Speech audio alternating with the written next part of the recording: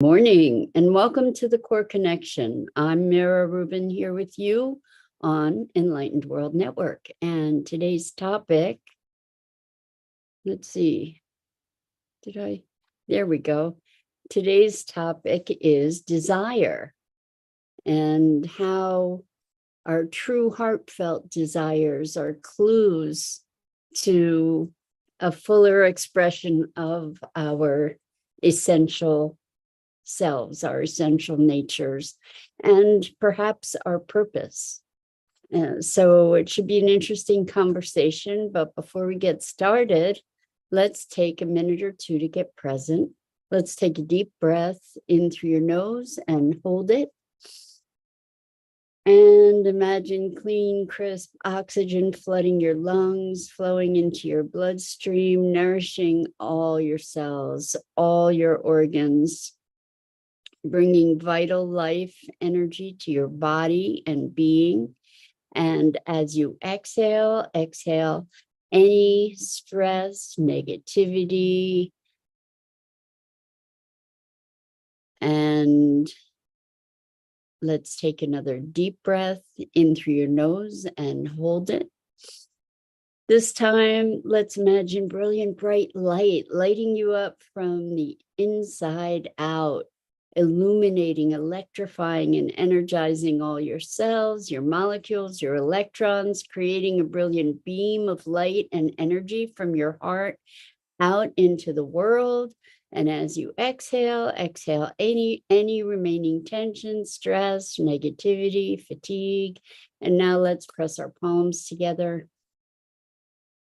Vigorously rub your hands together to feel the friction, the temperature, the pressure, the motion, the tickling and tingling when you stop, and allow all those sensations to bring you present right here, right now, into this remarkable physical form that enables you to experience life. Welcome, welcome, welcome. Good morning, Rosalind.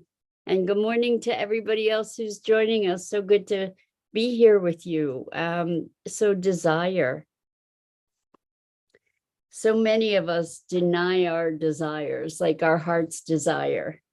And when we talk about heart's desire, what that is an opening, an avenue to experiencing our essential selves, to experiencing the light inside us. I'm not talking about necessarily not talking about desire for ice cream or chocolate cake. I'm talking about, although those things could be wonderful, perhaps, I'm talking about the desire that we dream of,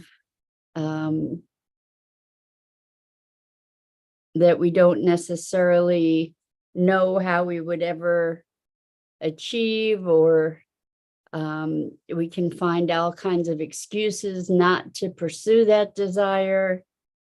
We can tell ourselves that we're too old, or we can't afford it, or what we do is we tend to be dream killers before we, or instead of really supporting ourselves in dream fulfillment. And the things that we have a burning desire for, and it's not really the thing stuff that I'm talking about necessarily, but the experience that we yearn for, the expression of certain aspects of life.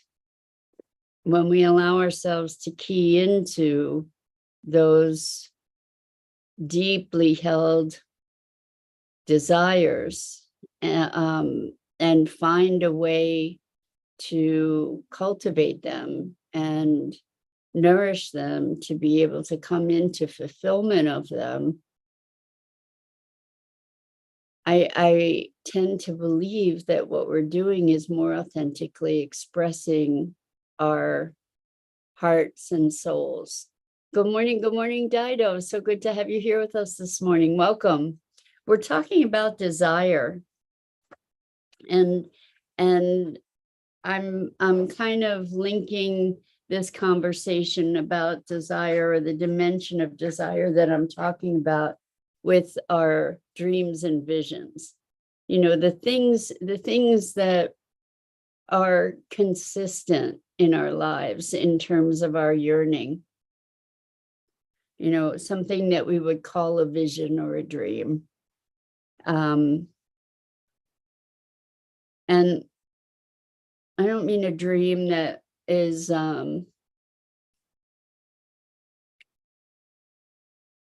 just fantastical, but a dream that is a vision of what our lives could be, and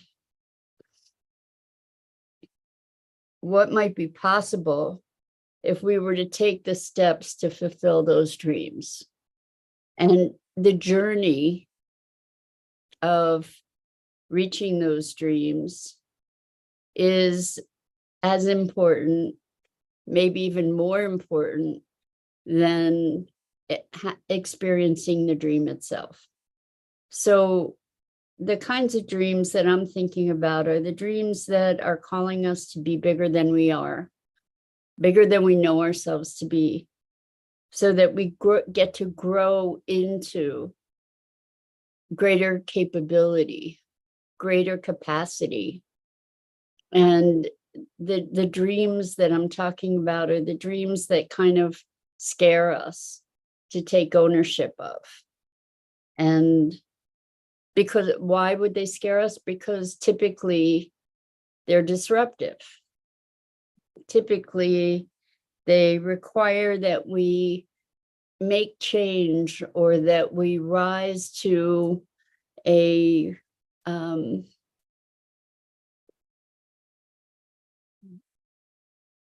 new level of expression. And even sometimes pursuing those dreams means that we may need to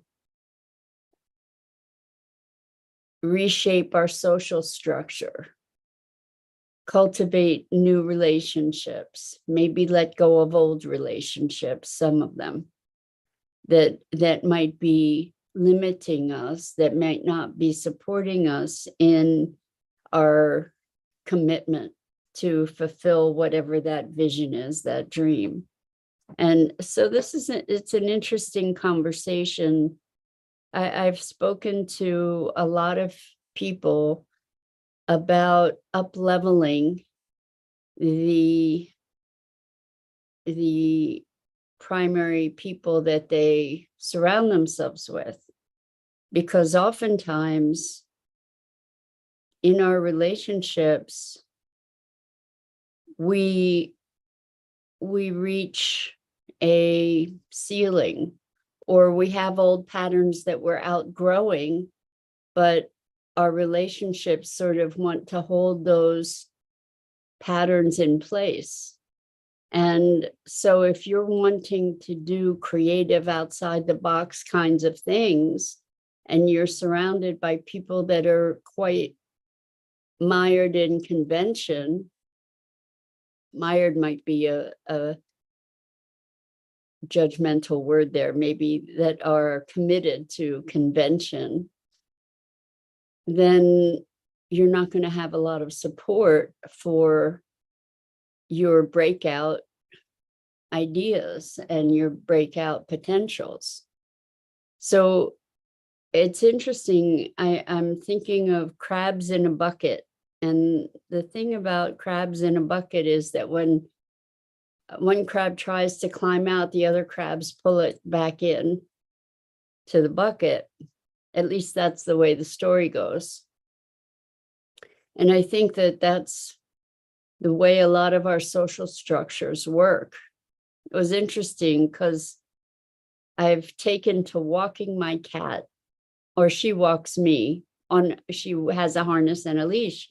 And I was telling a friend about it, and they told me that there was a person who lived in their apartment complex who walks his cat, and everybody makes fun of him. And I said, well, why do they make fun of him?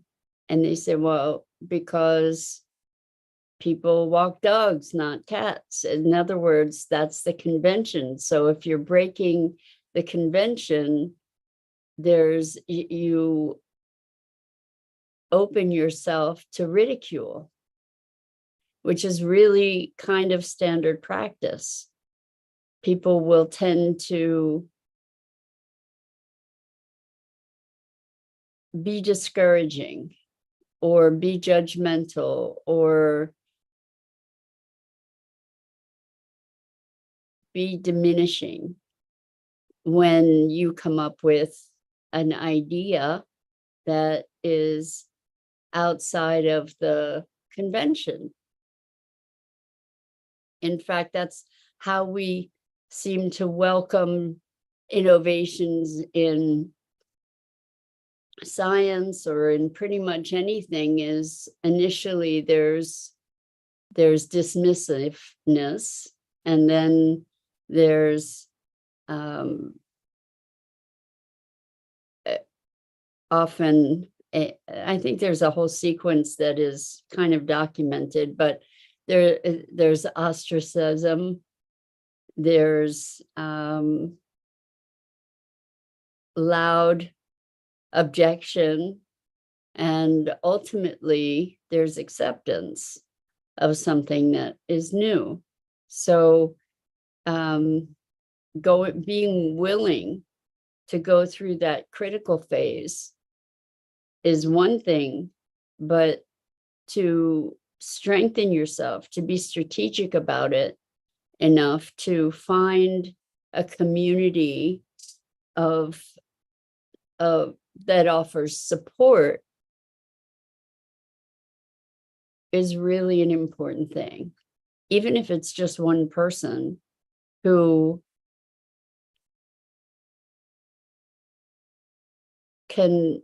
believes in you or what you're up to, who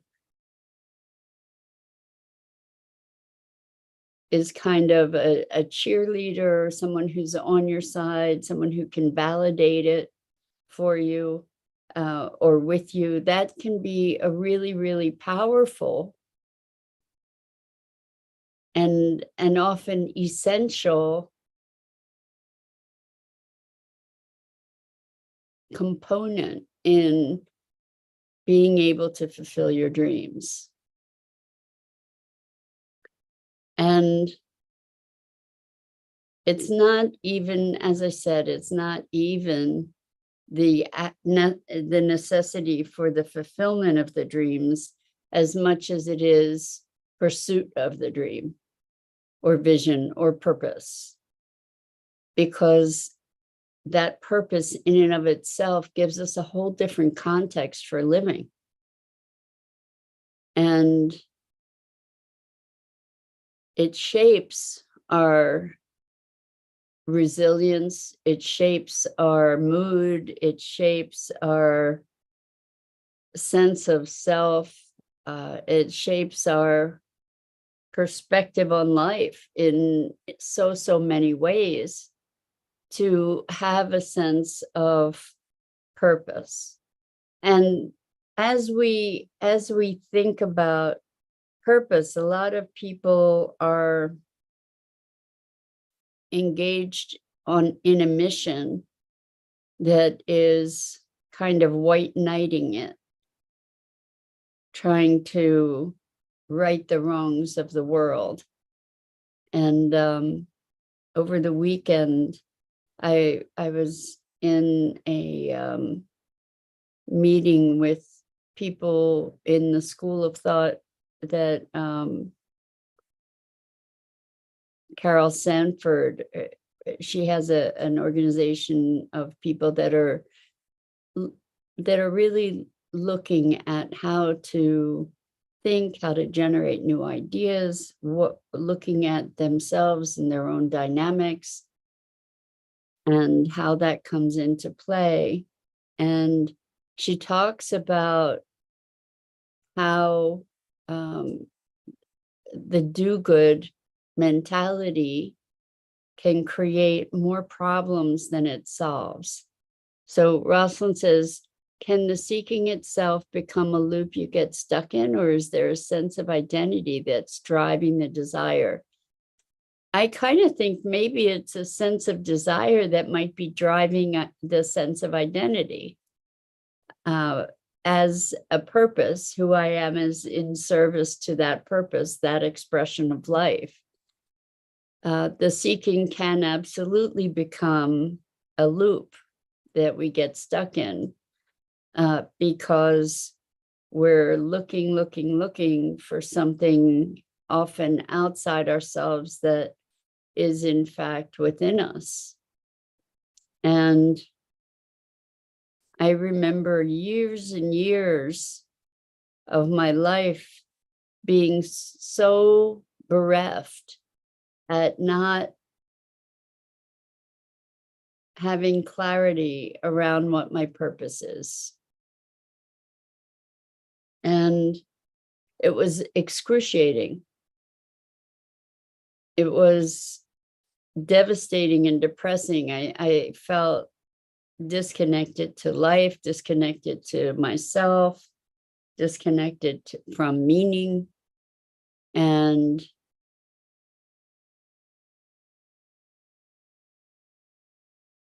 what I noticed is that I was at that time very much trying to please others. I was trying to be something for other people rather than, because I was clearly told that it wasn't, that what I cared about didn't matter and or was crazy or it wasn't what was important. Yes. Thank you, Dido. That Carol Sanford's website. She's written a number of books and she has a new one out that I just started reading called No More Gold Stars. And she is a proponent along the lines that we have been talking about for a long time, which is we need to set up systems that support or structures that support individual expression and fulfillment of our potentials and expansion of our capacities in terms of authentic expression and creative thought. Really, really beautiful intention there. So this notion of do good, if we look around, we can see so many ways in which when we're confronted with a problem, it's really a fixing mentality.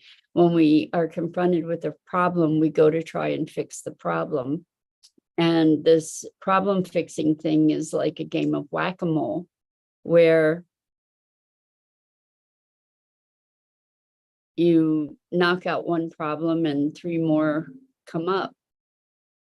Because what we're doing is we're looking at a symptom rather than a system, like a living dynamic system that incorporates many, many interrelationships.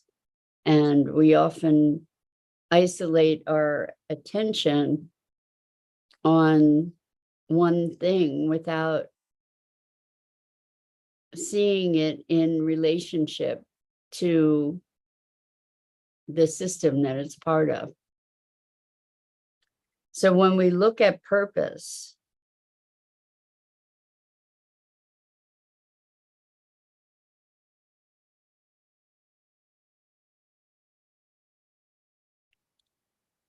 there's a lot of power in defining purpose around the broader intention, looking at, like, I could have a purpose of humanity living harmoniously on the planet, or with, as part of nature, as part of the planetary system. That's really, really broad. Maybe it's too broad. I could have a purpose. I think I do have a purpose of having humanity awaken. Like, that's my grander intention, myself included. And so that can take a multitude of forms. That can be expressed, for instance, through the coaching that I do, or through these conversations, or through what I do with sustainability now, with sharing information and having conversations. It can happen in a multitude of ways that I haven't even imagined. And our purpose should be broad enough that we can be expressed within it in a multitude of ways, that it shouldn't be limited to one specific expression. It should be able to encompass all the expressions, all the interests. So Rosalind says, comparing, if not having the desire fulfilled creates discontent. If not having the desire fulfilled creates discontent, if the desire was fulfilled, what question is good to ask? How would you feel if your life was expressed? So, it's interesting, the languaging we use, right? So how would you feel if you were expressing your life? Maybe because here's the thing, life is processed.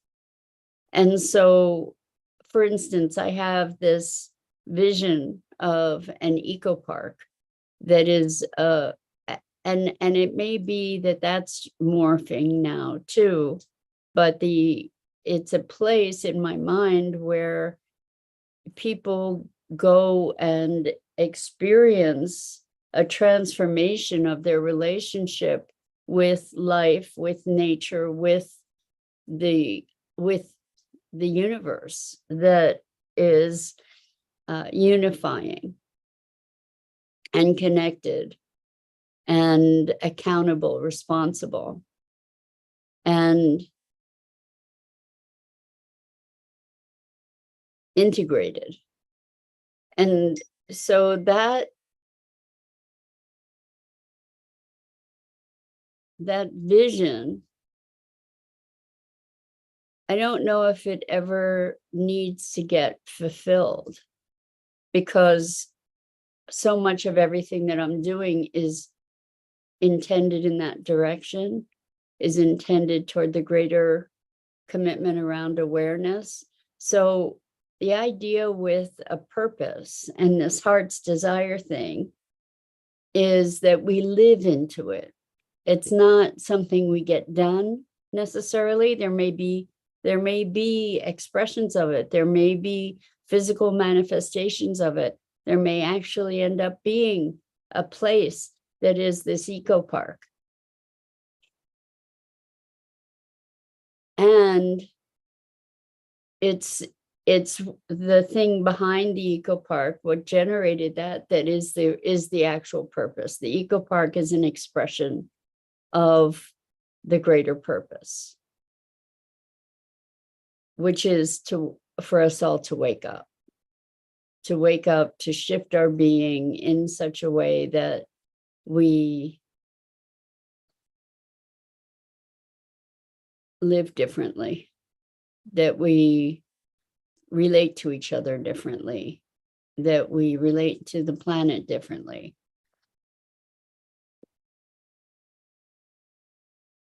So I just looked at the clock. So it's not that having the desire fulfilled creates discontent. it's not what creates discontent is not having the clarity around the desire and being able to act into it, to express into it, to live into it, to explore and develop into it. And so when we really get connected to our intention, what we want to devote ourselves to, then there are certain expressions that feel really good for us and that are really reinforcing. And it might be very creative. It might be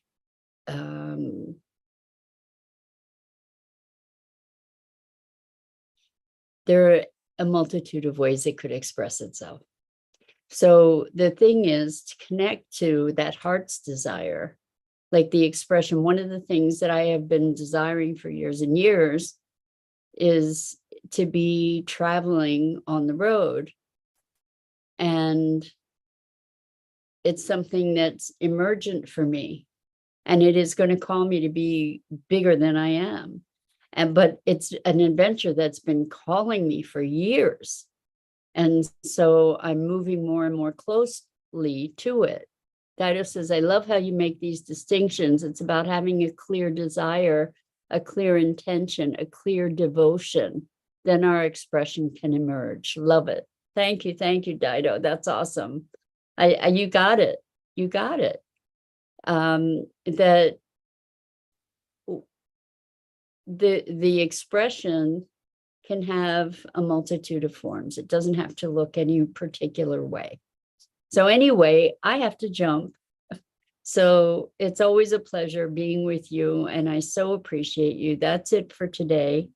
I'm Mira Rubin. This is the Core Connection, and I go live here each weekday morning at 9 a.m. Eastern on the Enlightened World Network Facebook page and YouTube channel. And please check out the other wonderful programming on Enlightened World Network and Enlightened World Living, the YouTube and Facebook channels. And until next time.